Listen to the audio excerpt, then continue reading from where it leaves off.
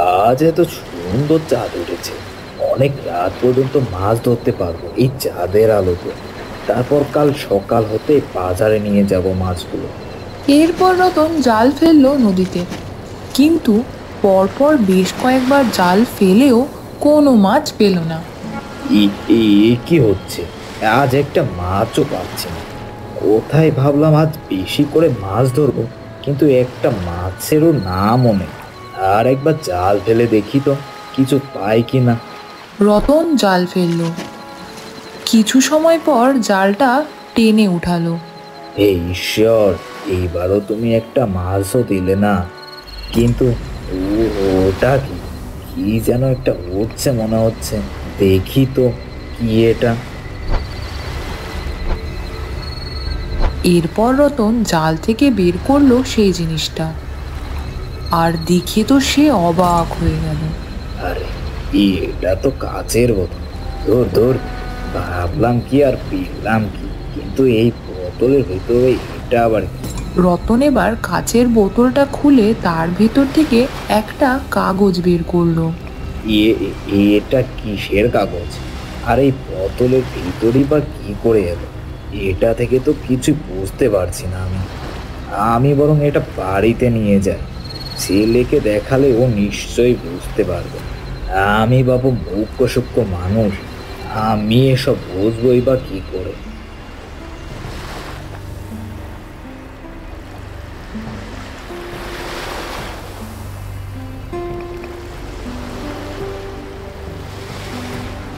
সেদিন আর দেরি না করে বাড়িতে ফিরে গেল রতন।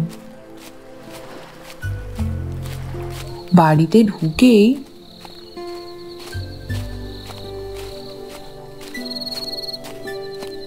সাজু, ও সাজু, কোথায় গেলি রে বাবা?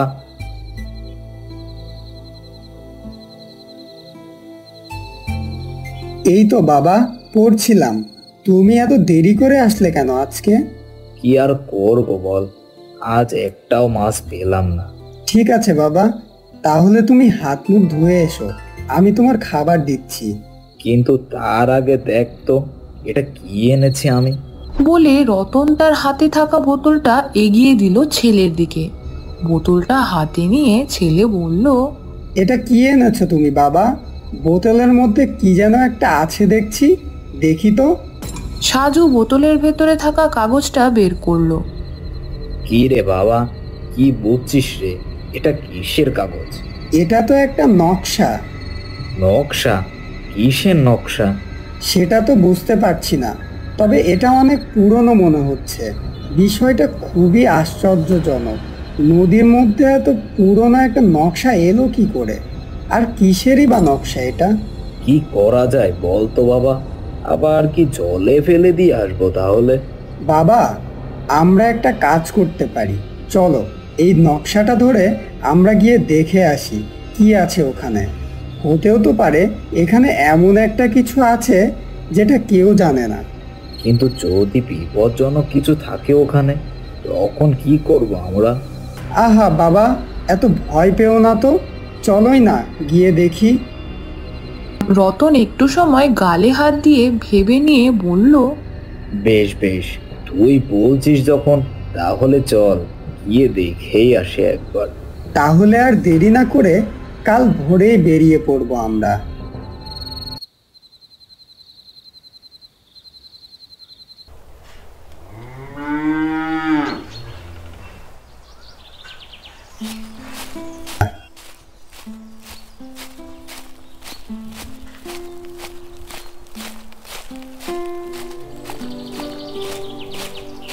বাবা, এইবার আমাদের উত্তর দিকে এগোতে হবে।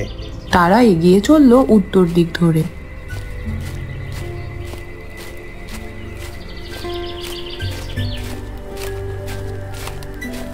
বাবা রে, আমরা ঠিক দিকে যাচ্ছি তো? পরে কোনো বিপদে পড়বো না তো আবার? নকশাতে যা দেখা যাচ্ছে তাতে তো মনে হচ্ছে এদিকেই যেতে হবে। এখান থেকে আর কিছুটা এগোলেই একটা নদী পড়বে। নৌকাতে করে সেই নদীটা পার হতে হবে আমাদের।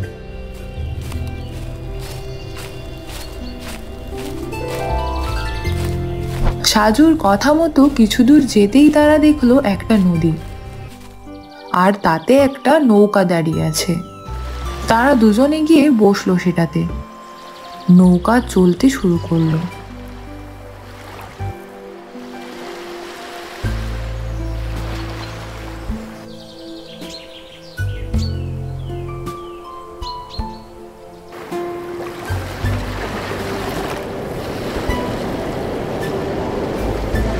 চারপাশে তো অন্ধকার নেমে এলো।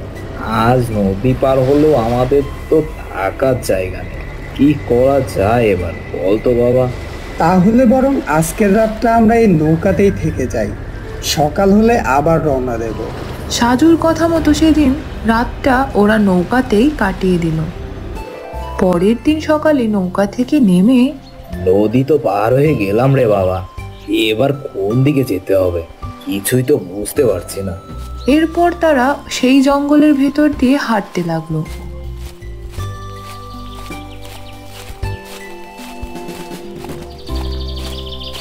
বাবা, বাবা, ওই দেখো, দূরে কি যেন একটা দেখা যাচ্ছে মনে হচ্ছে। চলো সামনে এগিয়ে গিয়ে দেখি। ঠিক আছে বাবা, তোর যেটাতে ভালো বলে মনে হয় ওটাই করা যাক তাহলে।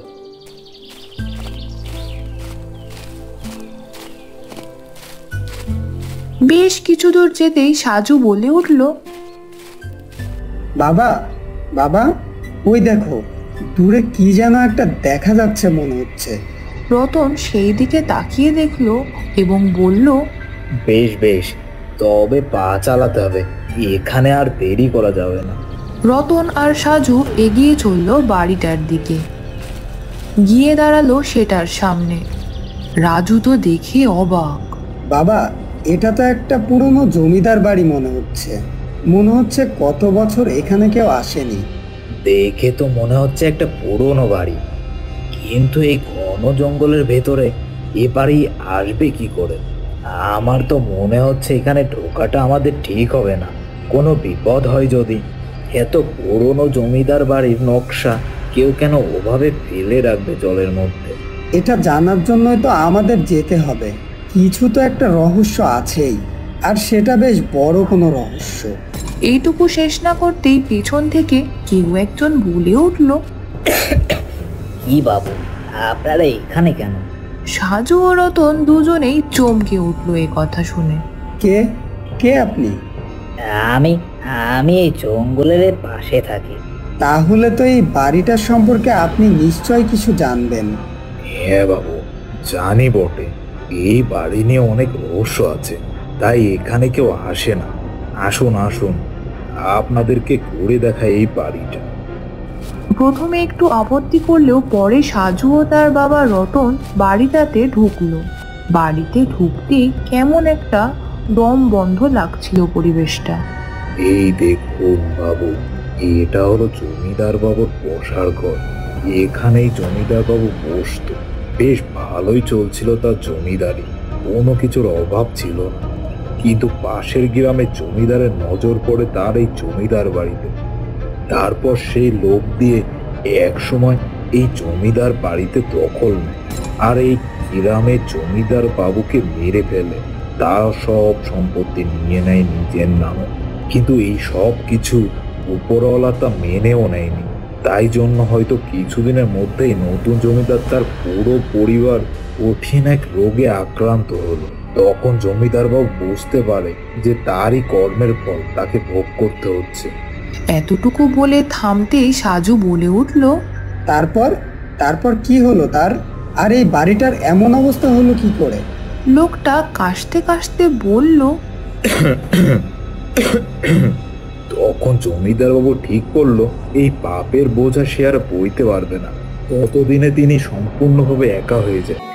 একদিন তিনি একটা নকশা আঁকলো, যেটাতে এই জমিদার বাড়ির এবং এই বাড়ির ভেতরে থাকা সব মূল্যবান সব সোনাদানা মণিমুক্তার সন্ধান আছে, যেন কেউ একজন এই জমিদার বাড়ির সব সম্পত্তি অসহায় গরিবদের মধ্যে বিলিয়ে দিতে পারে, আর এই জমিদার বাবু যেন পাপমুক্ত হতে পারে। তার এই অতিপ্ত আত্মা আজও এই বাড়িতে বন্দী। সে আজও এই সম্পত্তি পাহারা দিয়ে চলেছে। বাবু, আপনারাই পারেন তার এই অতৃপ্ত আত্মাকে মুক্তি দিতে। সাজু আর রতন এত সময় এক মনে সেই লোকটার কথা শুনছিল। তার কথা শেষ হতেই রতন বলল, কিন্তু এত কথা আপনি কি করে জানলেন? লোকটা আবারও একটু কাশলো। তারপর সে বলল, সেটা আপনারাই বুঝতে পারবেন বাবু। এখন আর সময় নষ্ট না করে এই নকশা দেখে খুঁজে বের করুন সব গুপ্তধন, আর মুক্তি দিন জমিদার বাবুকে তার পাপের শাস্তি থেকে। লোকটার কথা মতো সাজু নকশাটা বের করে দেখতে লাগলো। এক এক করে তারা সব গুপ্তধন খুঁজে বের করলো, কিন্তু ওরা সেই লোকটাকে আর কোথাও খুঁজে পেল না।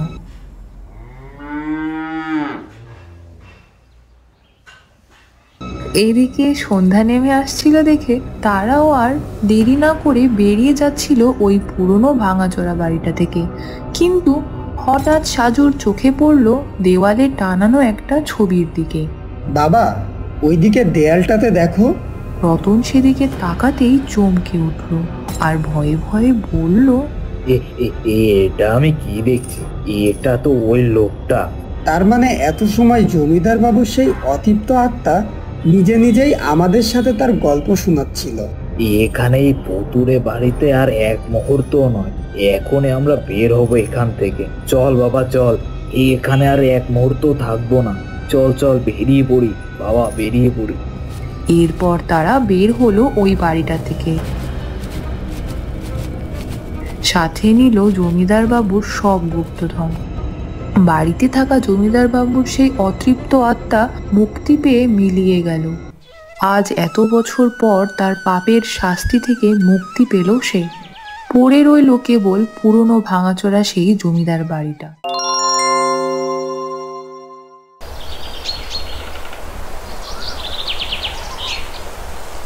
কতদিন পরে আজ গ্রামে যাচ্ছি, ভাবলে খুশি খুশি লাগছে। এই শহরে একঘেয়ে জীবন আর ভালো লাগছে না। বেশ কয়েকদিন গ্রামে একটু আরামায়েশ করে থেকে আসতে পারবো। ট্রেনটা এখন সময় মতো পৌঁছালেই হয়, নয়তো ওদিকে ঠাকুমা আবার চিন্তা করবে বড্ড। সঞ্জয় শহরে পড়াশোনা করে। বহুদিন বাদে সঞ্জয় আজ গ্রামে তার ঠাকুমার কাছে যাবে। বেশ কিছু সময় পর ট্রেন এসে থামলো। সঞ্জয় ট্রেন থেকে নেমে পড়ল। আশপাশে তো কোনো একটা রিক্সা দেখছি না, যাই একটা রিক্সা দেখি।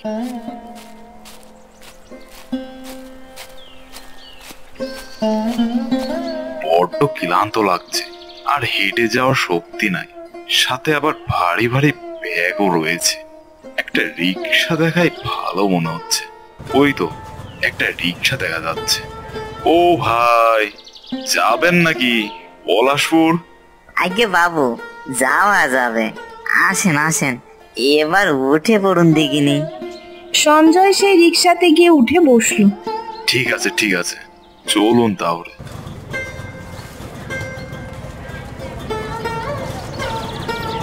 কিছুক্ষণ পর রিক্সাটা এসে থামলো বাড়ির সামনে। বাড়ির ভেতর থেকে বেরিয়ে এলো বয়স্ক এক ভদ্রমহিলা। তিনি শশীবালা দেবী, সঞ্জয়ের ঠাকুমা। দাদু ভাই, এসেছিস? সেই কবে থেকে তোর জন্য পথ চেয়ে বসে আছি। এতদিনে আসার সময় হলো? কি আর করব বলো ঠাকুমা, কলেজ থেকে তো তেমন ছুটি পায় না, কিন্তু এইবার এসে গেছি। এইবার তোমার কাছে অনেকগুলো দিন থেকে যাব, আর সেই সাথে তোমার হাতের মজার মজার রান্না খাবো কিন্তু। আচ্ছা, বেশ বেশ, তাই হবে। এখন আয় দাদু ভাই, ভেতরে আয়। সেই কখন বেরিয়েছিস? সঞ্জয় ঠাকুমার সঙ্গে বাড়ির ভেতরে চলে গেল।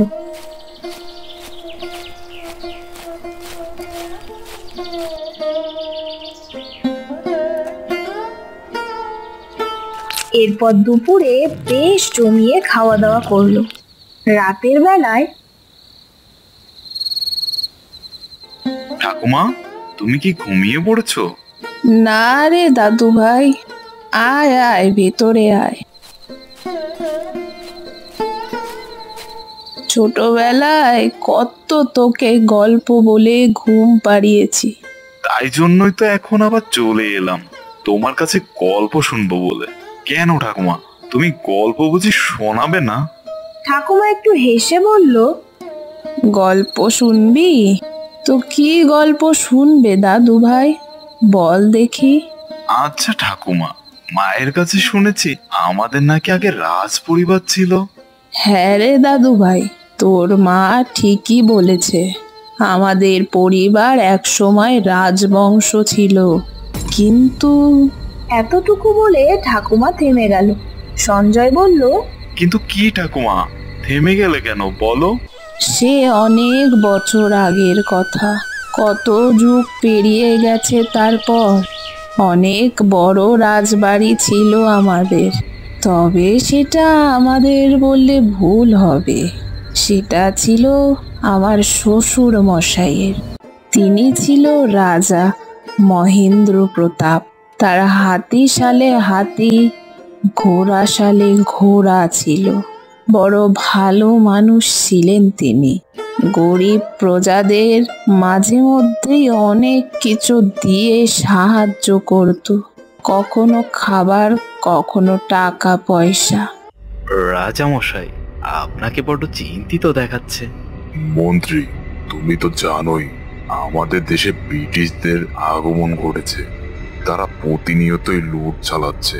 আমাদের পাশের রাজ্যগুলোতেও এই একই হাল করেছে। জানি না আর কতদিন আমাদের এই রাজ্যকে নিরাপত্তা দিতে পারবো। তাহলে তাহলে আমরা এখন কি করতে পারি রাজামশাই? সেটাই তো ভাববার বিষয়। ভাবছি রাজ্যবাসীর জন্য একটা ঘোষণা দেওয়ার ব্যবস্থা করব। কি ঘোষণা? কি ঘোষণা রাজামশাই? পরের দিন সকালে। শোনো শোনো শোনো, রাজ্যবাসীর জন্য একটা বিশেষ ঘোষণা রয়েছে। শোনো শোনো শোনো, আমাদের এই রাজ্যে ব্রিটিশদের আক্রমণ হতে পারে। তাই যার যার মূল্যবান জিনিসপত্র নিরাপদ স্থানে সরিয়ে রাখুন। শোনো শোনো শোনো, রাজ্যবাসী শোনো। রাতের বেলায়।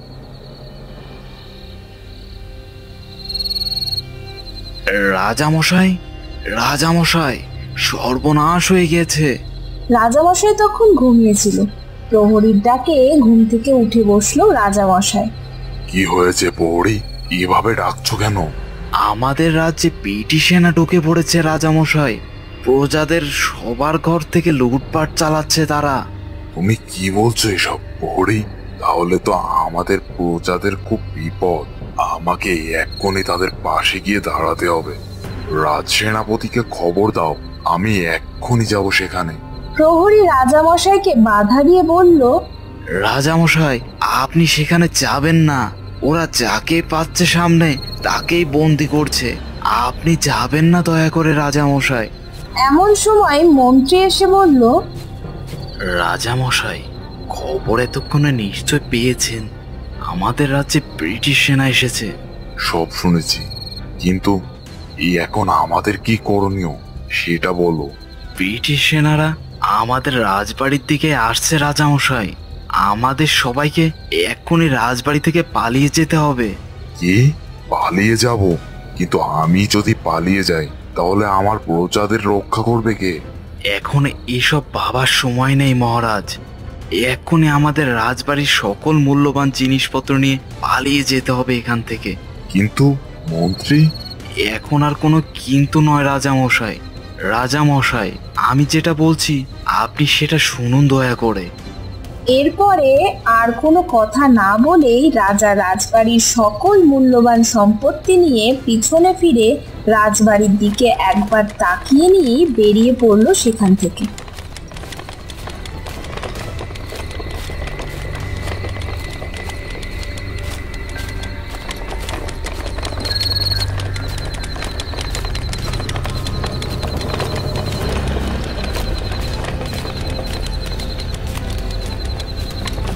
এখন এই জঙ্গলের পথ ধরে আমাকে এগিয়ে যেতে হবে, কিন্তু কোথায় যাব আমি এখন? আর আমার রাজ্যবাসীর কি হবে? এমন সময় সে শুনতে পেল রাজবাড়ি থেকে বেশ কয়েকটা গুলির আওয়াজ আসতে। রাজা দাঁড়িয়ে পড়ল। আরে এটা তো গুলির আওয়াজ। তার মানে ওরা রাজবাড়িতে এসে গুলি চালাচ্ছে। রানী তো ছেলে মেয়েদেরকে নিয়ে বাবার বাড়িতে গিয়ে বেঁচে গিয়েছে। জানি না ও ফিরে এসে কি দেখবে। ওরা যেন আর রাজবাড়িতে আর কখনো ফিরে না আসে, তাহলে তো ওদেরকেও প্রাণে মেরে ফেলবে। তার মানে ঠাকুমা, ব্রিটিশ সেনারা বুঝি রাজবাড়িতে এসে সবাইকে গুলি করে মেরে ফেলে? হ্যাঁ দাদু ভাই, ঠিক বলেছিস।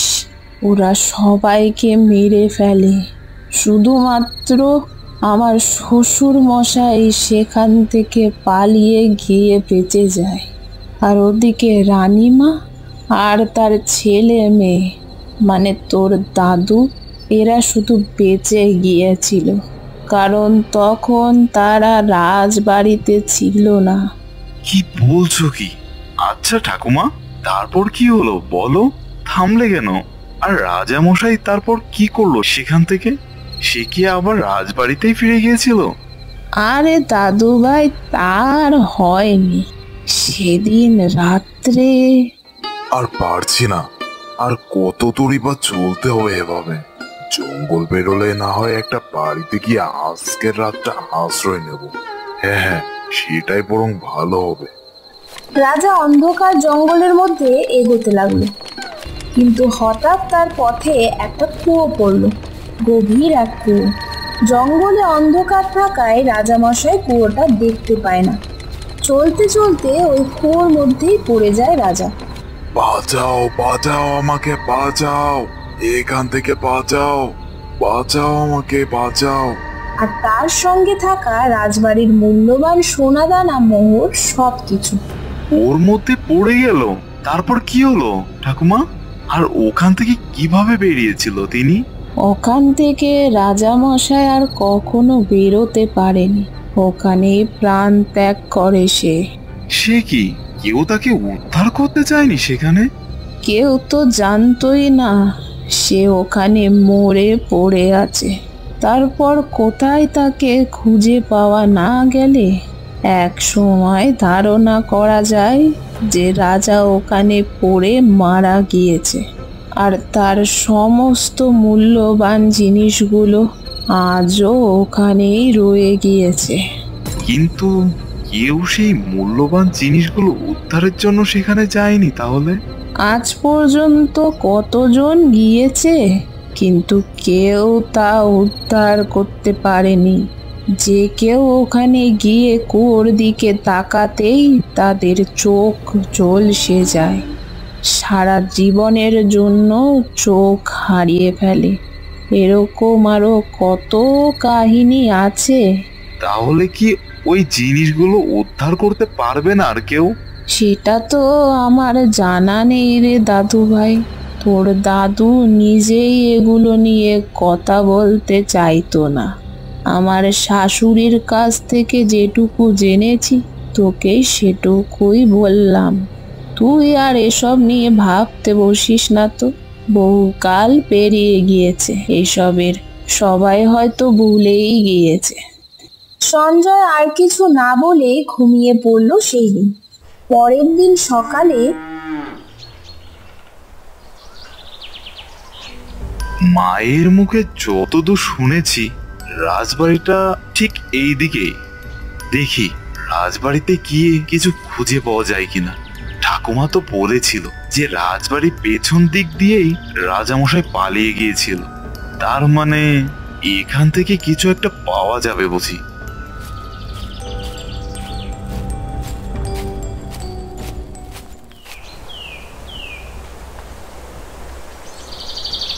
বেশ কিছু সময় পর সঞ্জয় একটা রাজবাড়ির সামনে এসে দাঁড়ালো, যেটা ছিল ভাঙাচুরো।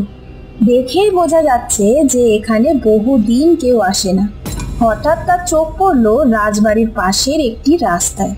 ওদিকটাতে একটা রাস্তা দেখতে পাচ্ছি মনে হচ্ছে, আর রাস্তাটা তো জঙ্গলের দিকে গিয়েছে বলে মনে হচ্ছে। ঠাকুমার কথা মতো ওটা ওই জঙ্গলেই হবে বুঝি। আমি বরং এই রাস্তাটা ধরেই সামনে এগিয়ে যাই তাহলে। সঞ্জয় এগিয়ে চলল সেই দিকে।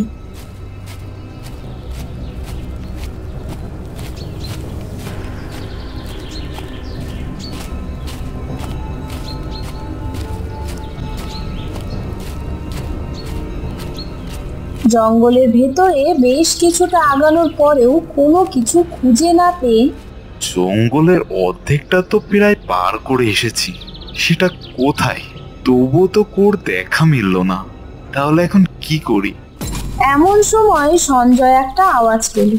আওয়াজটা পাওয়াতে সঞ্জয় বেশ কিছুটা অবাকই হলো।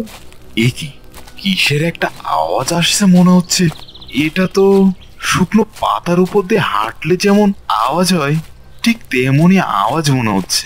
কিন্তু ঠাকুমা যে বলেছিল এই জঙ্গলে তেমন কেউ আসে না, তাহলে এটা কে কে হতে পারে এই নির্জন জঙ্গলে? পাশে তাকাতেই দেখলো দূর থেকে একটা লোক হেঁটে আসছে এদিকে। বাবু, আপনি কি কাউকে খুঁজছেন? কিন্তু তার আগে বলুন আপনি কে, আর এই জঙ্গলে কি করছেন আপনি? আমার বাড়ি এই পাশেই। জঙ্গলের ভিতর দিয়ে গেলে একটু তাড়াতাড়ি পৌঁছানো যায়, তাই আমি এই সচরাচর এই জঙ্গলের ভিতর দিয়ে যাতায়াত করি। তা আপনাকে তো আগে কখনো দেখিনি এখানে। আমি এখানে একটা জিনিসের খোঁজে এসেছি। শুনেছি এই জঙ্গলে নাকি একটা রহস্যময় কুয়ো আছে। আপনি কি সেটা খুঁজতে আমাকে সাহায্য করবেন? আপনি যেটা করছেন সেটা এখানে নয়, এখান থেকে পশ্চিম দিকে হেঁটে যান, তারপর দেখবেন একটা বিশাল বট গাছ। ওই বট গাছের পেছনে আছে সেই কুয়োটা।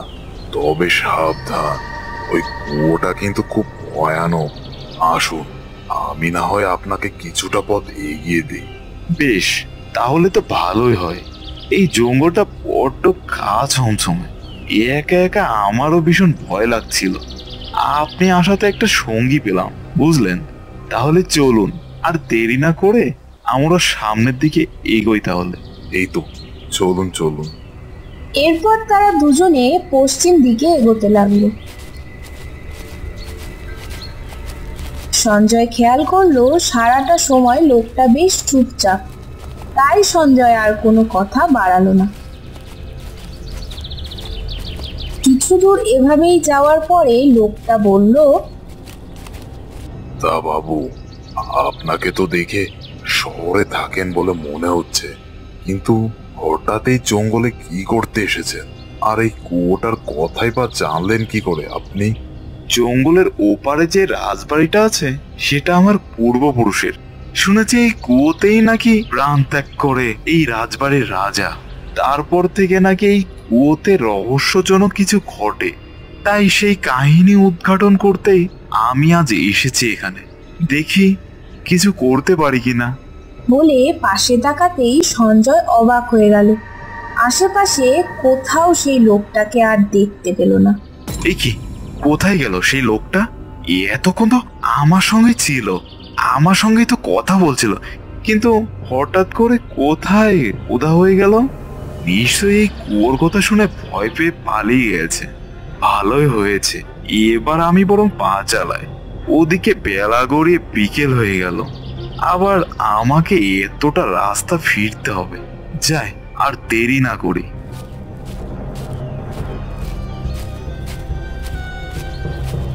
সঞ্জয় দেখতে পেল সে বটগাছের নিচে চলে এসেছে। আরে, এটাই তো সেই বট গাছ। তার মানে কুয়োটা ওই আশেপাশেই কোথাও আছে। ওটা কি? আরে ওটা কি? ওটা তো একটা কুয়ো বলে মনে হচ্ছে। যাই তো, সামনের দিকে এগিয়ে গিয়ে দেখি তো। এরপর সঞ্জয় এগিয়ে গিয়ে কুয়োটার সামনে দাঁড়ালো। সে দেখলো কুয়োটা শুকিয়ে গিয়েছে। ঠাকুমা যে বলেছিল এখান থেকে নাকি আলো দেখা যায়, আর সেই আলোতে তাকালে নাকি সবাই চোখের দৃষ্টি হারিয়ে ফেলে। কিন্তু আমি তো কোথাও কিছু দেখতে পারছি না। আমি কি কুয়োর ভেতরটা একবার নেমে দেখবো গিয়ে? কিন্তু এত গভীর কুয়োতে আমি নামবো কি করে? দেখি, একবার চেষ্টা করে বরং। এরপর সঞ্জয় এক পা করে কুয়োতে নামতে লাগলো। সে যতটা নিচেই নামছে, একটু একটু করে ভেতরটা যেন আলো হয়ে উঠছে। এক সময় কুয়োর একেবারে নিচে পৌঁছে গেল, আর তখন সঞ্জয় যা দেখলো তা দেখে তার চোখ পুরো ধাঁধিয়ে গেল। এটা আমি কি দেখছি? এই কি দেখছি আমি এখানে? এখানে তো চারিপাশে কেবল সোনা দানা মণিমাণিক্য, কিন্তু ঠাকুমা যে বলেছিল ওর ভেতরে নাকি কেউ নামতে পারে না। তাহলে আমি কি করে পারলাম? এটা কিভাবে সম্ভব হলো? ব্যাপারটা যে রহস্যজনক খুবই। হঠাৎ একটা ঠান্ডা হাত এসে সঞ্জয়ের ঘাড়ের উপর পড়ল। তাতে সঞ্জয় ভয় পেয়ে গেল। কে কে ওখানে? সঞ্জয় পিছনে ঘুরে তাকাতে অবাক হয়ে গেল। এটা সেই জঙ্গলের ভেতরের লোকটা, যে ওকে এই কুয়োটা খুঁজে পেতে সাহায্য করেছিল। আপনি আপনি এখানে কি করে এলেন? তখন ভোজবাজির মতো কোথাও উধাও হয়ে গেলেন, আর এমন অদ্ভুত পোশাক পরে কেন আছেন আপনি? সত্যি করে বলুন তো, কে আপনি? আপনি কি এই সোনাদানার লোভে এসেছেন এখানে? লোকটা কিছু না বলে কেবল হাসলো, বলল, সঞ্জয়, তুমি আমাকে চিনবে না, তবে তোমাকে আমার কিছু কথা বলার আছে। আপনি আমার নাম জানলেন কি করে? আর আমার সঙ্গে আপনার কি কথা, বলুন। এতগুলো বছর আমি তোমার অপেক্ষাতেই ছিলাম সঞ্জয়, আজ তুমি এসেছো। লোকটার কথা শুনে সঞ্জয় আবারও অবাক হলো। আমার জন্য অপেক্ষা করছিলেন? তার মানে আপনি জানতেন যে আমি এখানে আসব, কিন্তু আপনি কি করে জানলেন আমি এখানে আসব? জানতে পারবে, সব জানতে পারবে, কিন্তু এখন নয়। এখন আমি যেটা বলছি সেটা করো। যত তাড়াতাড়ি সম্ভব এখান থেকে বেরিয়ে যাও, আর সঙ্গে করে এই সমস্ত জিনিসগুলো নিয়ে যাবে। কিন্তু আগে বলুন তো, কে আপনি? আমি এখানে আসব এটা কি করে জানলেন আপনি? তুমি আমার খোঁজে এসেছো, আর আমি জানবো না তাই কখনো হয় বলো? কে আপনি? আপনার খোঁজে আমি কেন আসব? আমি তো এসেছি। আমি সেই রাজা, যার মৃত্যুর রহস্য জানতেই তুমি এখানে এসেছো। রাজবাড়ির এই মূল্যবান গুপ্তধনের পাহারা দেওয়ার জন্য আজও আমার মুক্তি হয়নি। আমি আজও এই গুপ্তধনের পাহারা দিয়ে চলেছি শুধুমাত্র আমার বংশের উত্তরাধিকারের জন্য। আর আজ সেই দিন চলে এসেছে। নিয়ে যাও, এখান থেকে সবকিছু নিয়ে যাও। সঞ্জয় সবটা শুনে ভয়ে অজ্ঞান হয়ে গেল, আর সঙ্গে সঙ্গে রাজামশাইয়ের আত্মা মিলিয়ে গেল। বেশ কিছু সময় পর সঞ্জয়ের জ্ঞান ফিরল। জ্ঞান ফিরতেই দেখলো জমিদার বাড়ির সামনে পড়ে আছে মাটিতে, আর আশেপাশে ছড়িয়ে ছিটিয়ে রয়েছে কুয়োর ভেতরে থাকা সেই মূল্যবান গুপ্তধন। আমার আমার কি হয়েছিল? আমি হঠাৎ জ্ঞান হারালাম কি করে? কি হয়েছিল তখন? আমি তো কিছু মনে করতে পারছি না। এরপর সঞ্জয় চোখ বন্ধ করে কিছুক্ষণ আগের সব ঘটনা মনে করতে লাগলো এক এক করে।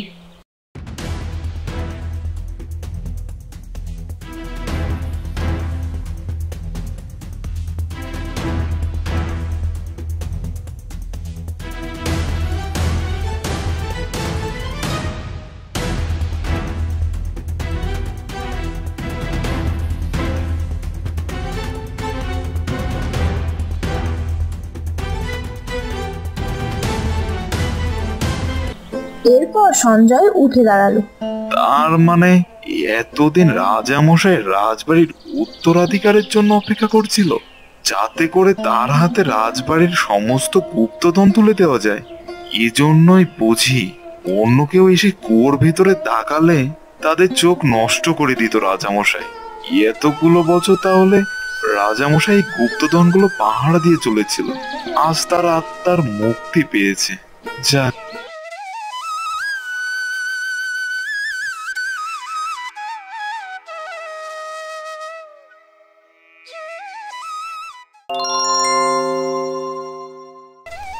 ভুবন দিনমজুরের কাজ করে, আর তার বউ লোকের বাড়িতে রান্নার কাজ করে। এতেই তাদের সংসার চলে যায়।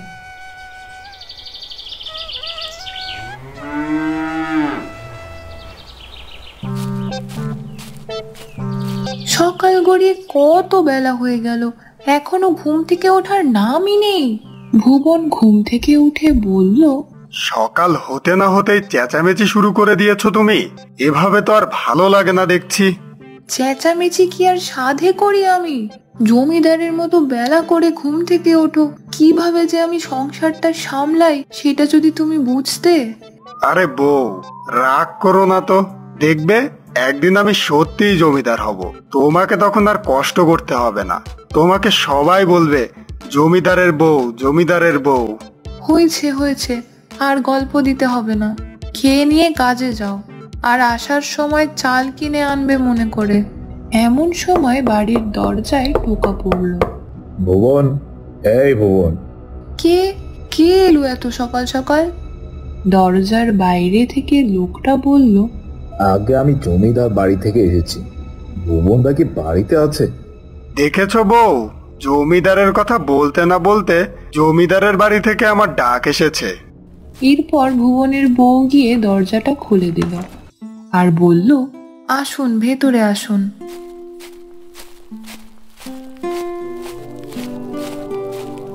আসুন, ভেতরে আসুন। লোকটা ভেতরে এসে বলল, এই যে ভুবনদা, জমিদার বাবু তোমাকে ডেকেছে, তুমি একবার গিয়ে দেখা করে আসো। সকাল সকাল আবার আমার তলব করছে কেন? সেটা তো বাবু বলতে পারবো না, তবে মনে হয় কোনো কাজ দেবে তোমাকে। এই সুযোগটা ছেড়ো না ভুবনদা, জমিদার বাড়ির কাজ, ভালো টাকা মজুরি পাবে তুমি। এটা বলে লোকটা চলে গেল। ভুবন মনে মনে ভাবলো, কথাটা তো মন্দ বলেনি। বাইরে যে টাকা পাবো কাজ করে, তার থেকে ভালো টাকা পাওয়া যাবে জমিদার বাড়িতে কাজটা করলে। এটাই করি।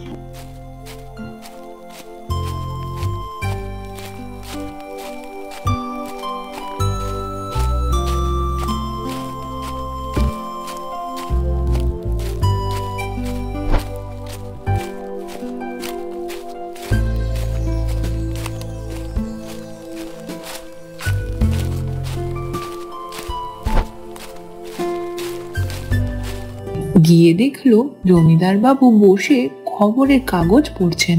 ভুবন বলল, প্রণাম জমিদার বাবু। কে? ও ভুবন যে।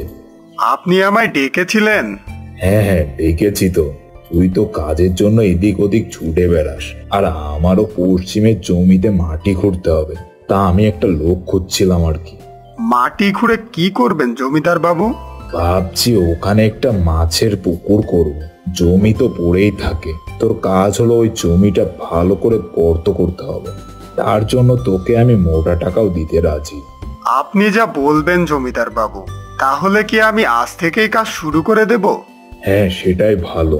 যা যা, তবে আজ থেকেই কাজে লেগে পড় তাহলে। কথা শেষ করে ভুবন গেল জমিদার বাড়ির পশ্চিমের সেই জমিটাতে।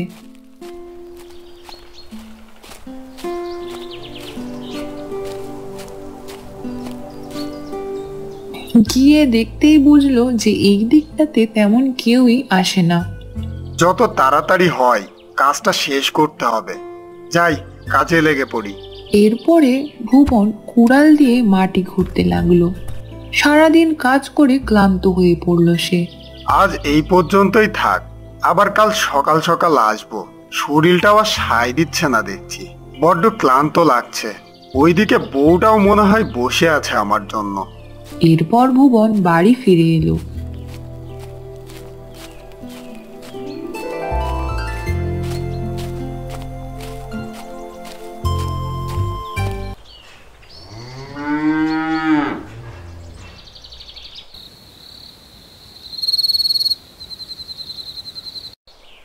পরের দিন সকালে আজ অনেক দেরি হয়ে গেছে, তাড়াতাড়ি পা চালাই, নয়তো জমিদার বাবু আবার খেপে যাবে।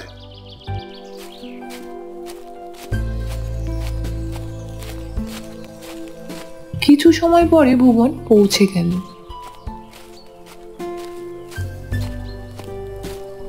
কোমর থেকে কুড়ালটা বের করে মাটি খুঁড়তে শুরু করলো সে। বেশ কিছুটা গর্ত করা হয়ে যাওয়ার পর কুড়ালের আঘাতে কিসের যেন একটা আওয়াজ হতে লাগলো। এটা কি হলো? একটা আওয়াজ পেলাম মনে হচ্ছে। দেখি তো মাটি সরিয়ে কি আছে এখানে। মাটি সরাতেই দেখতে পেল একটা বড় লোহার বাক্স। মাটির নিচে এমন লোহার বাক্স কোথা থেকে এলো? কি আছে এর মধ্যে? একবার খুলে দেখি তো। বাক্সটা খুলতে ভুবন হা হয়ে গেল। এটা আমি কি দেখছি? এগুলো তো সোনার মোহর। এত সোনা তো আমি কখনো দেখিনি, কিন্তু এগুলো এখানে মাটির নিচে কোথা থেকে এলো? সে যাকগে, আমি যখন পেয়েছি আমি নিয়ে যাবো এগুলো। পরে এক সময় এসে জমিদার বাবুকে বলবো সবটা। এরপর ভুবন সোনার মোহর ভর্তি বাক্সটা মাথায় নিয়ে বাড়ির দিকে হাঁটতে লাগলো। আর মনে মনে ভাবলো, এটা দেখে বউ নিশ্চয় অবাক হয়ে যাবে, যা খুশি হবে না। এবার তো আমি সত্যি সত্যি জমিদার হয়ে যাব। যাই যাই, তাড়াতাড়ি বাড়িতে যে বউকে জিনিসটা দেখাই। এরপর ভুবন পা চালাতে লাগলো। বাড়িতে ঢুকেই, বউ, ও বউ, কোথায় গেলে? তাড়াতাড়ি এসো, দেখে যাও কি এনেছি তোমার জন্য। এতক্ষণে আসার সময় হলো তোমার? সেই কখন থেকে ভাত আর আলু সেদ্ধ নিয়ে বসে আছি আমি। ঠান্ডা হয়ে গেলে আর ভালো লাগবে না খেতে। রাখো তো সব আলু সেদ্ধ, এবার থেকে আমরা রোজ রোজ বড় বড় মাছ খাবো। আমাদের তো সোনার কপাল। কি বলছো এসব? আর তোমার মাথায় ওটা কি? এরপর ভুবন বউকে সবটা খুলে বলে বাক্সটা খুললো। সেটা দেখে বউ তো অবাক।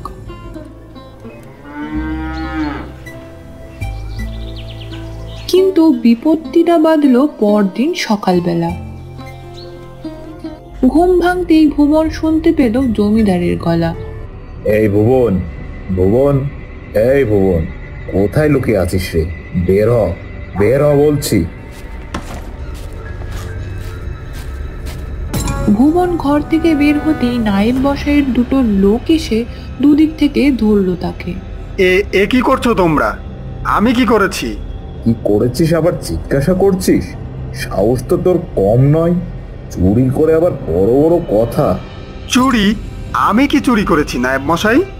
আমার এক বাক্স ভরা সোনার মোহর তুই চুরি করে এনেছিস? বিশ্বাস করুন নায়েব মশাই, আমি কিচ্ছু চুরি করিনি। বেশ, চুরি করেছিস কি করিসনি এক্ষুনি দেখাচ্ছি। এই, তোরা ওর ঘরটা ভালো করে খুঁজে দেখ তো, এখানেই পাবি আমার সোনার মোহরগুলো। সঙ্গে সঙ্গে লোক দুজন ঘরে গেল আর খোঁজাখুঁজি করতে শুরু করলো। কিছু সময় পরে সেই লোহার বাক্সটা বের করে নিয়ে আসলো। এটা কি ভুবন, তোর কাছে এটা কি করে এলো? বিশ্বাস করুন নায়েব মশাই, আমি কিচ্ছু চুরি করিনি। ভুবন নায়েব মশাইকে সবটা বলল, কিন্তু তিনি জোর করে বাক্সটা নিয়ে চলে গেল।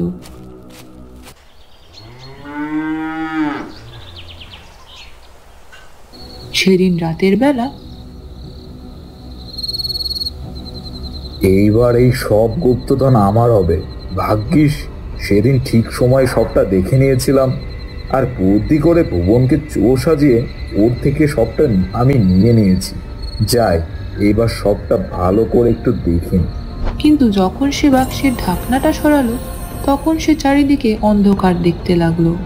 বাঁচাও, বাঁচাও, কে কোথায় আছো? বাঁচাও, আমি আমি কিছু দেখতে পারছি না কেন। এমন সময় ঘরের ভিতরে একটা নারী কণ্ঠ শুনতে পেল তিনি। এদিক ওদিক তাকালো সে, দেখলো একটা আলো, আর তার মধ্যে একটা দেবী দাঁড়িয়ে আছেন। আর তিনি তাকে বলছেন, লোভ করলে সেটার ফল কখনো ভালো হয় না। তোমার লোভের কারণে আজ তোমার এই অবস্থা। কিন্তু ভুবনও তো লোভ করেছিল দেবী, তাহলে আপনি ওকে কেন শাস্তি দেননি দেবী, বলুন? আমি তোকে পরীক্ষা করার জন্যই ভুবনকে দিয়েছিলাম মোহর ভর্তি কলসিটা, কিন্তু তুই লোভে পড়েছিস, তাই সব হারিয়ে ফেলেছিস তুই। যার জিনিস তাকে ফিরিয়ে দে। এইটুকু বলেই দেবী অন্ধকারে মিলিয়ে গেল। নায়েব নিজের ভুলটা বুঝতে পেরে পরের দিন সকালে ভুবনের বাড়িতে চলে গেল আর বলল, ভুবনদা, তুমি আমাকে ক্ষমা করে দাও। ভুবনদা, আমি তোমাকে চোর সাজাতে চেয়েছিলাম, যার জন্য আমি আজ আমার দৃষ্টি হারিয়েছি। তুমি যদি আবার এগুলো ফিরিয়ে নাও, তবে আমি আমার দৃষ্টি ফিরে পাবো। তুমি পারো আমাকে ক্ষমা করতে ভুবনদা। এরপর ভুবন সেই বাক্সটা হাতে নিতে নায়েব মশাই দৃষ্টি ফিরে পেল।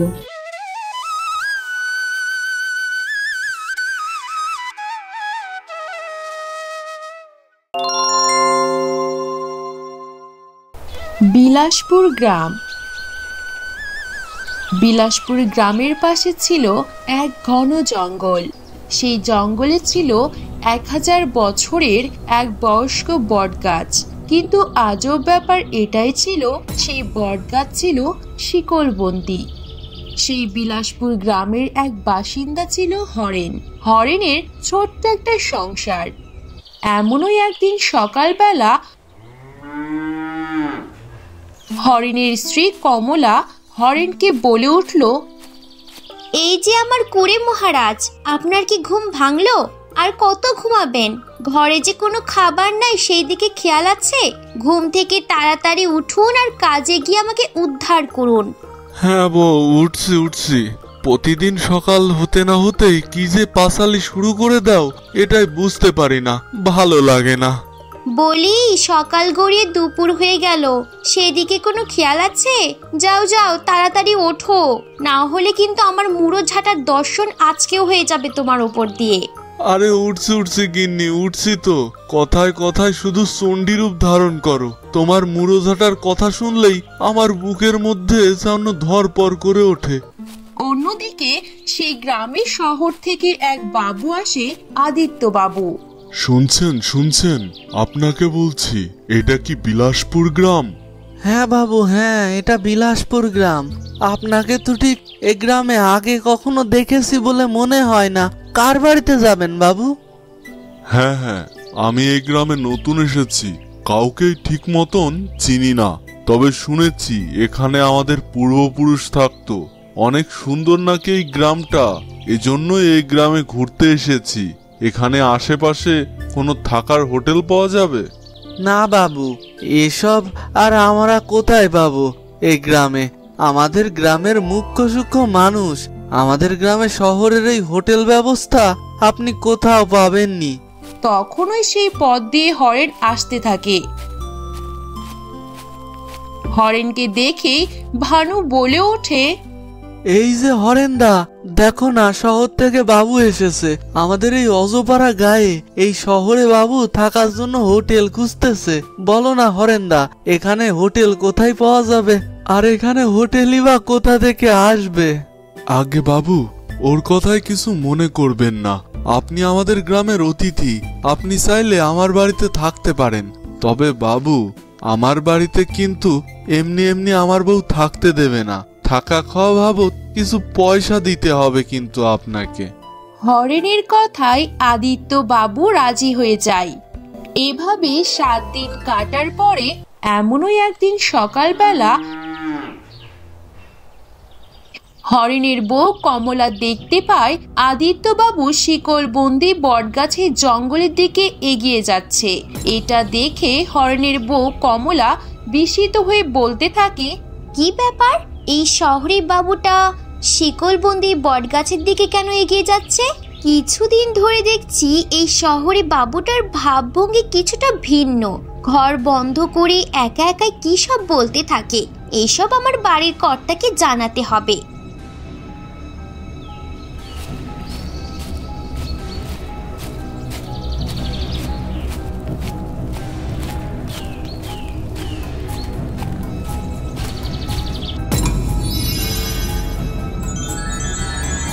অন্যদিকে আদিত্য বাবু সে বটগাছের কাছে গিয়ে বলতে থাকে, আজই সেই মহেন্দ্রক্ষণ। 1000 বছর আগে আজকের দিনে এই বটগাছ শিকলবন্দি হয়েছিল। আমি যে তান্ত্রিক ভৈরব, এটা এই গ্রামের মানুষ কেউই বুঝতে পারেনি। আমার তন্ত্র সাধনা সফল হয়েছে। আমি আজ সম্পন্ন এক শক্তিশালী তান্ত্রিক। হা হা হা হা হা। হরেনের পূর্বপুরুষ যে রাজা মহারাজা ছিল তার কোনো ধারণাই হরেনের নেই।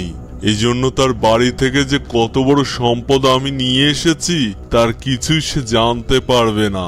এই গাছের কোটরে হরেনের পূর্বপুরুষের গুপ্তধন আছে। আজ আমার হতে চলেছে এই জাদু বটগাছকে মুক্ত করার ফলে। হা হা হা হা হা। ভৈরব তান্ত্রিকের এই সকল কথা গাছের পেছনে থেকে হরেনের বউ কমলা শুনে ফেলে। তখনই সে বলতে থাকে, এই ব্যাপারে আমরা কিছুই জানি না। এই সম্পদ কিছুতেই আমি তান্ত্রিকের হতে দেব না। আমি একা কিছু করতে পারবো না, এখনই আমার স্বামীকে ডেকে আনতে হবে। এই কথা বলে কমলা সেখান থেকে প্রস্থান করে।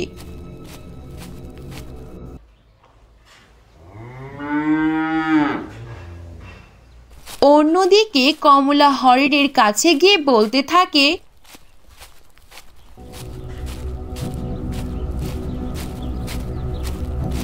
ওগো কুড়ে জমিদার, শুনছো?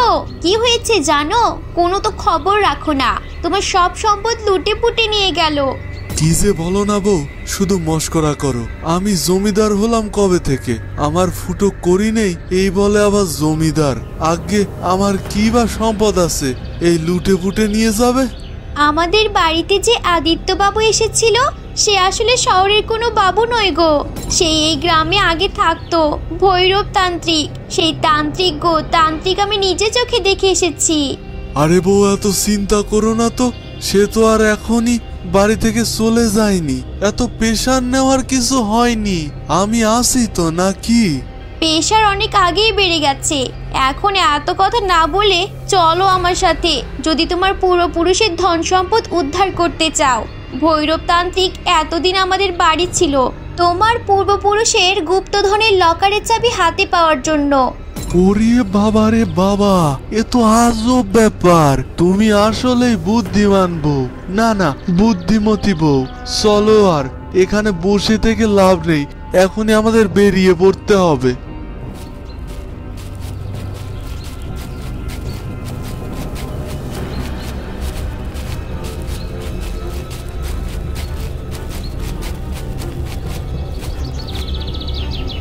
অন্যদিকে ভৈরব তান্ত্রিক সেই 1000 বছরের শিকলবন্দি বটগাছ খোলার জন্য যজ্ঞ আরম্ভ করে দেয়। ক্রিং ক্রিং তালা খুলে যা সিমসিম, 80 বছরের বাঁশি তালা, দেখা দে গুপ্তধনের খেলা। রিং ক্রিং শিকলের গায়ে ত্রিং ভিং খুলে যা সিমসিম। ভৈরব তান্ত্রিকের মন্ত্রগুণে সেখানে আগুন জ্বলে ওঠে। সেই যজ্ঞের আগুনের ধোঁয়া বটগাছে লাগতে সেখানে ঝোড়ো হাওয়ার আবির্ভাব ঘটে। হঠাৎ সেখানে হরেন ও তার বউ কমলা চলে আসে। হরেন কিছু না ভেবেই ভৈরব তান্ত্রিককে দেখে এক ছুটে তার যজ্ঞের সামনে যায় আর সেই যজ্ঞের আগুনে জল ঢেলে দেয়। সেই জল গড়িয়ে যখন ওই বটগাছের কাছে পৌঁছে যায়, তখনই সেই বটগাছের শিকল তালা চাবি সহ অদৃশ্য হয়ে যায়। তখন ওই বটগাছ বলে ওঠে, ধন্য নগেন, তুই ধন্য। 1000 বছরের অভিশপ্ত গাছ আমি, তোর হাত দিয়ে মুক্তি হলো আজ আমার। আমি 1000 বছর ধরে এই বৃক্ষের মধ্যে বন্দী ছিলাম আর প্রতিজ্ঞা করেছিলাম যে আমাকে 500 বছরের মধ্যে মুক্তি দেবে। আমি তাকে জাদুবিদ্যা দিয়ে পৃথিবীর সব থেকে সম্পদশালী করে তুলবো। এজন্য গ্রামের মানুষ অনেকেই স্বপ্ন দেখেছিল, কিন্তু ভূতের ভয়তে কেউ সাহস করেনি। ও, তাহলে আমি 500 বছরের মধ্যে তোমাকে মুক্ত করে দিয়েছি। তাহলে তো দুনিয়ার সব থেকে সম্পদ আমারই প্রাপ্য। তাহলে আর দেরি কিসের? আমাকে তোমার সব সম্পদ দিয়ে দাও, তাহলে আমার আর কোনো কাজ করা লাগবে না, শুধু খাবো আর ঘুমাবো। কিন্তু সম্পদ আমি তোকে দিতে পারবো না, কারণ সেই 500 বছরের মধ্যে তুই আমাকে মুক্ত করিসনি। কিন্তু পরে আমি প্রতিজ্ঞা করেছিলাম পরবর্তী 500 বছরের মধ্যে যে আমাকে মুক্ত করবে, আমাকে 1 বছরের তৃষ্ণা মেটাবে, আমার জল পান করতে সাহায্য করবে, আমি তাকে 2টা বর দিব। ওগো, 2টো বর দেবে? এটাই তো সুযোগ, সুযোগের সদ্ব্যবহারটা করে ফেলো। প্রথম বরে বলো যে রাজা হতে চাই, অনেক ধন সম্পদ চাই, আর দ্বিতীয় বরে বলো না গো আমাকে সব থেকে সুন্দরী করে দিতে, বলো না প্রাণ স্বামী আমার। ওরে ভালোবাসার অন্ধ নেশা, এসব বলে লাভ হবে নি গো বউ। আমার অভাব থাকতে পারে, কিন্তু আমার স্বভাব নষ্ট নয়। যা আমার তা আমারই, আর যা আমার না তা কোনোদিনই আমার চাই না।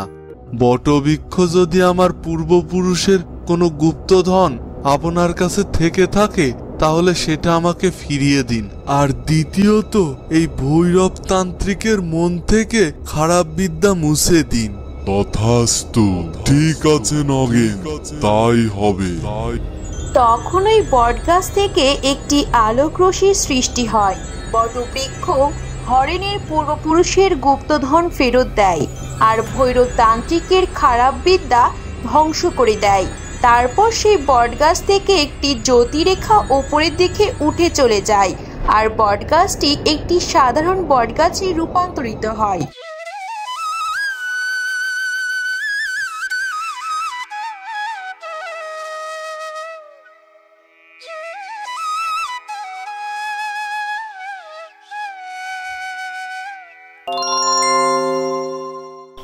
গ্রামের নাম পলাশপুর।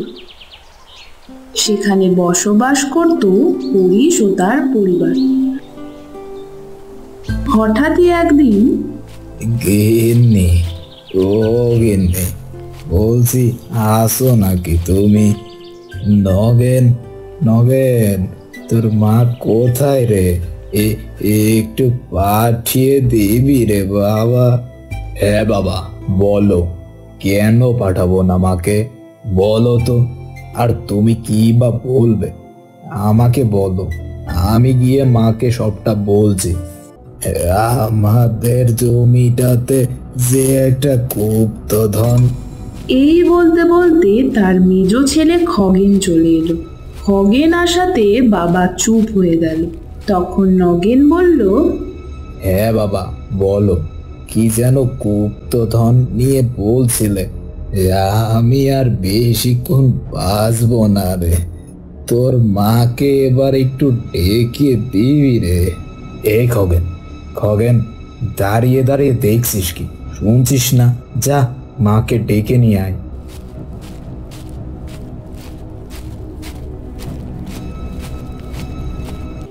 মা, ও মা, বলছি তুমি এই বয়স এত কাজ কেন করো বলো তো? যাও যাও, তুমি ঘরে যাও বাবু, আমি তোমার কাজটি সেরে দিচ্ছি। কি আর করবো রে বাবা, বলো তো? বৌমাগুলো তো কোনো কাজ করে না। এই তো হয়ে এসেছে, তুই যা, আমি কাজ সেরে চলে আসছি।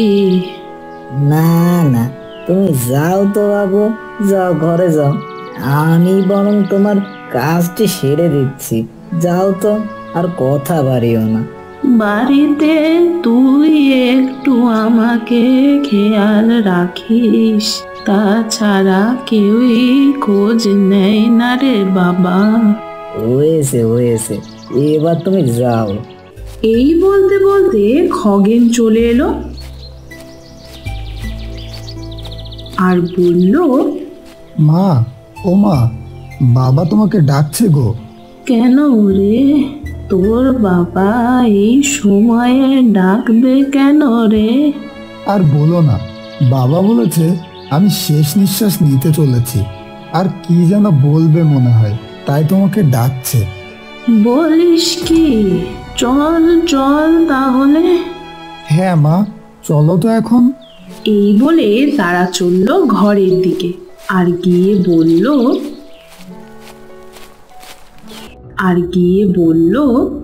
কি হলো তোমার? বলছি কি, মন দিয়ে শোনো। ও হ্যাঁ, ছেলে ও বৌমাকে একটু বাইরে যেতে বলো। বাবা, তোরা বাইরে গিয়ে দাঁড়া, আর হাবু তুই থাক। কেন বাবা, কি আর বলবে? আর আমরা থাকলেই বা কি হবে? তোদের বাবা যেটা বলছে সেটা শোন। তারা সকলে বাইরে চলে গেল। এখন যেটা বলতে যাচ্ছি তোরা সেটা মন দিয়ে শুনিস রে।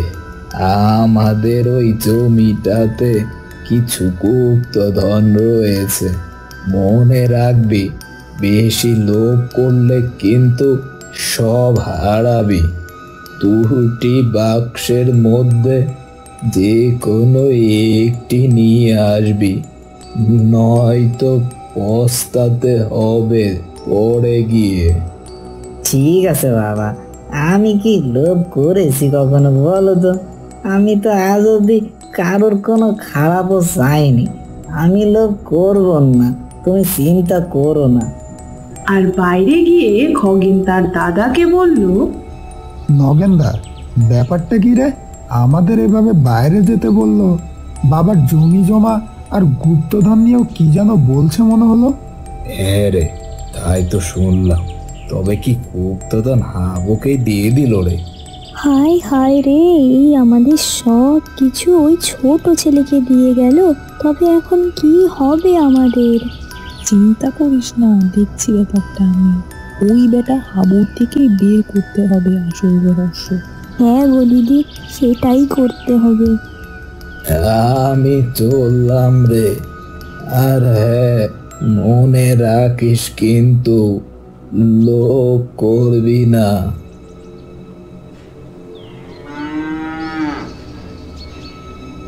মা, ও মা, খেয়ে নাও তো, আর কথা বাড়িও না। না খেয়ে আর কতক্ষণ বসে থাকবে শুনি? শোনো দিদি, ওই বেটা হাবুকে ভালো মতো খেতে দিয়ে ওর থেকে সবটা জেনে নিতে হবে আমাদের। হ্যাঁ, বুদ্ধিটা বেশ ভালো, কিন্তু ও তো জাতে মাতাল, আবার তালে ঠিক। কি করি তবে? তুমি চিন্তা করো না, দেখোই না কি করি। এরপর তারা সকলে খেয়ে দিয়ে ঘুমিয়ে পড়ল। পরের দিন সকালে, মা, দিন আমি ঝাড়ু দিচ্ছি। আমি থাকতে আপনি কেন ঝাড়ু দেবেন শুনি? এইভাবেই হাবু ও তার মার থেকে রহস্য জানার জন্য বউগুলো আর ভাইগুলো বাড়ির সকল কাজ করে।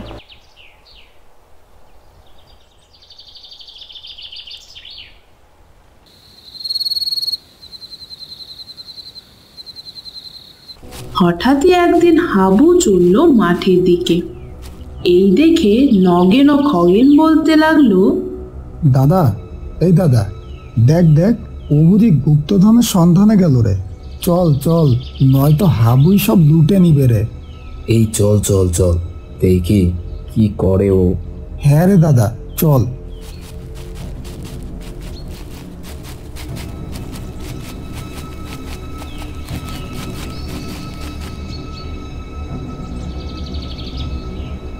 তাহলে দেরি না করি, তবে বেলাটাও শেষ হতে চলছে।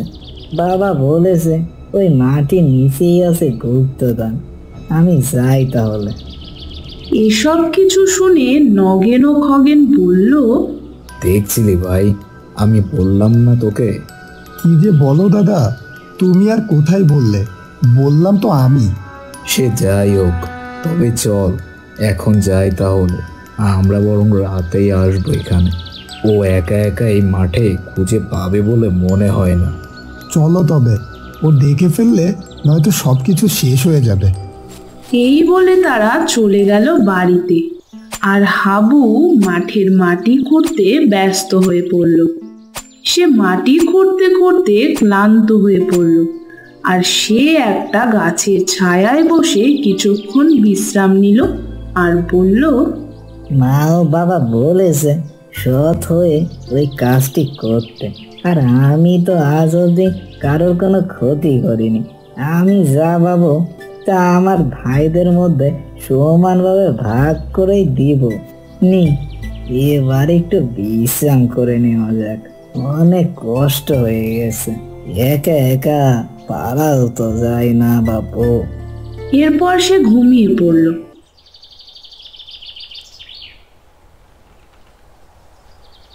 আর ঘুম থেকে উঠে দেখলো সন্ধে হয়ে এসেছে। তাই দেরি না করে সে বাড়ির উদ্দেশ্যে যাওয়া শুরু করলো। আর যেতে যেতেই মনে মনে বলল, কি আর হবে এখানে? কে বা নেবে এই গুপ্তধন? কেউ তো জানেও না, আমি আর মা ছাড়া। ওদিকে নগেন ও খগেন ফোন দিয়ে আসছে রাত নামবে কখন, আর কখন গিয়ে ওই মাঠের থেকে গুপ্তধনগুলো নিয়ে আসা যায়। এই ভাবতে ভাবতে রাত নেমে এলো। তারপর তারা গেল সেই মাঠের দিকে। আর গিয়ে তারা মাটি খুঁড়তে শুরু করলো। বেশ কিছুক্ষণ খুঁড়তে লাগলো। হঠাৎই খগেন বলল, দাদা, এই দাদা, মাটির নিচে কি যেন রয়েছে মনে হচ্ছে। এই বলে মাটি সরাতে না সরাতেই দেখলো দুটি বাক্স। এই দেখে দুই ভাই মহা খুশি। তারপর তারা এই দুটি বাক্স নিয়ে বাড়ি গেল। গিন্নি, ও গিন্নি, এই দেখো কি পেয়েছি। আরে সে কি গো, এটাই কি তবে সেই গুপ্তধন? বলি কি কোথায় পেলে গো? সে অনেক কথা, সেসব পরে হবে। আগে এটা খুলে দেখি কি আছে এর মধ্যে। হ্যাঁ হ্যাঁ, তাই করো। আমাদের যে কি খুশি লাগছে। আহা, আমাদের আর এই বাড়িতে থাকতে হবে না। আমাদের বড় বাড়ি হবে, অনেক গয়না হবে, গাড়ি হবে। নিজে খুশি লাগছে। হ্যাঁ দিদি, দেখলে তো ওই হাবু এই দুটো বাক্স নেওয়ারই ফোন দিয়ে এঁটেছিল। যাক, এখন তবে খুলে দেখা যাক। ওই গো, খোলো দেখি, দেরি যে আর সহ্য হচ্ছে না। এরপর নগেন বাক্সটি খুলল, আর সেই বাক্স থেকে একটি আলোক রশ্মি বের হয় এবং বাক্সের মধ্যে থেকে এক নারী মূর্তি প্রকট হয়। কে কে তুমি? আমি এই গুপ্তধনের রক্ষিকা। কে এই বাক্সটি আনার দুঃসাহস করেছে? কে? করলি তো তোরাও সেই একই ভুল। ভুল? কিসের ভুল? আর এই গুপ্তধন তো আমাদের। আর বাবা তো আমাদেরকে মারা যাওয়ার আগে বলেই গিয়েছে এই গুপ্তধন নেয়ার কথা। তোরাও তো সেই একই ভুল করলি রে। তোর বাবার ভাইও এই একই ভুল করেছিল। লোভ আর লোভের জন্য তার জীবন হারিয়েছে। এ কি নারী মূর্তি? আপনি এইসব কি বলছেন? কিছুই তো বুঝছি না। আপনি এমনটা করবেন না আমাদের সাথে। কে এই বাক্সটি আনার দুঃসাহস করেছে? কে? এরপর তারা সব ঘটনা নারী মূর্তিকে খুলে বলল।